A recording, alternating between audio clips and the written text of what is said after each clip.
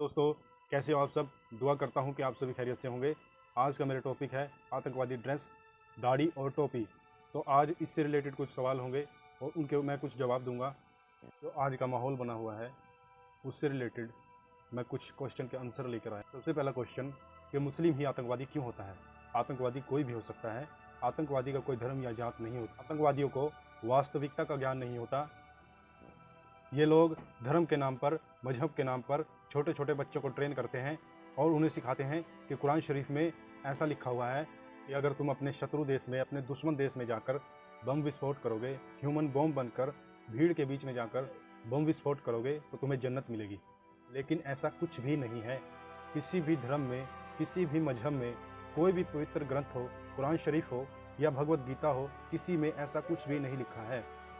बचपन से लेकर बड़े होने तक उन बच्चों को एक ही सोच पर तैयार किया जाता है, फिर उसे मानवीय बॉम्ब और आतंकी के रूप में इस्तेमाल किया जाता है। जो उनका गुरु होता है, यानी कि जो उनका मास्टरमाइंड होता है, जो उन्हें प्यार करता है, उन्हें जो भी हुक्म देता है वो उसको पूरा करते हैं। परंतु यह जरूरी नहीं कि मुस्लिम ही आतंकवादी होता है। एक हिंदू भी आतंकवादी हो सकता है, किसी भी धर्म से आतंकवादी हो सकता है। परंतु सबसे बड़ी बात कि आतंकवादी का कोई धर्म या मजहब नहीं होता। लेकिन फिर भी आज के इस दौर में एक दाढ़ी वाले मुसलमान को, टोपी वाले मुसलमान को शक की नज़र से, नफ़रत की नज़र से देखा जाता है। ऐसा क्यों है?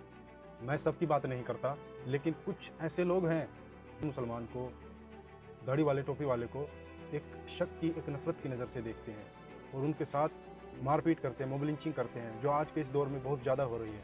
आपके दिल में एक सवाल ज़रूर आया होगा कि हर मुस्लिम आतंकवादी नहीं होता, लेकिन हर आतंकवादी मुस्लिम ही क्यों होता है। मैं आपके सवाल का जवाब देता हूँ कि ये काफ़ी हद तक सही है कि इस्लाम के कुछ फ़िरके जो बहुत कट्टरपंथी होते हैं, जो ज़रूरत से ज़्यादा इस बात में यकीन रखते हैं कि इस्लाम को फैलाने के लिए आतंक का रास्ता सही है और आतंक के रास्ते ही अपने विचारों को दूसरों तक पहुंचाया जा सकता है।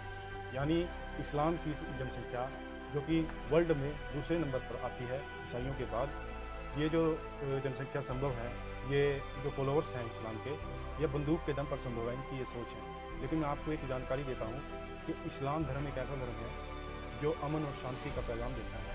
हमारे हुजूर ने जो भी बातें कही हैं वो बिल्कुल शांति और अमन की बातें कही हैं। मैं आपको मुसलमान की जो परिभाषा है वो बताता हूँ कि मुसलमान का मतलब क्या होता है।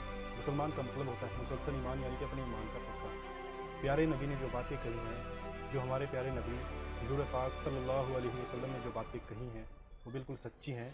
और मैं आपको फिर बता दूं कि जो आतंकवादी है उसका कोई धर्म नहीं होता। इस्लाम मजहब में ये बात लिखी हुई है कि जो दहशतगर्द है, जो आतंकवादी है, वो सच्चा मुसलमान नहीं होता, और जो सच्चा मुसलमान होता है वो आतंकवादी नहीं होता।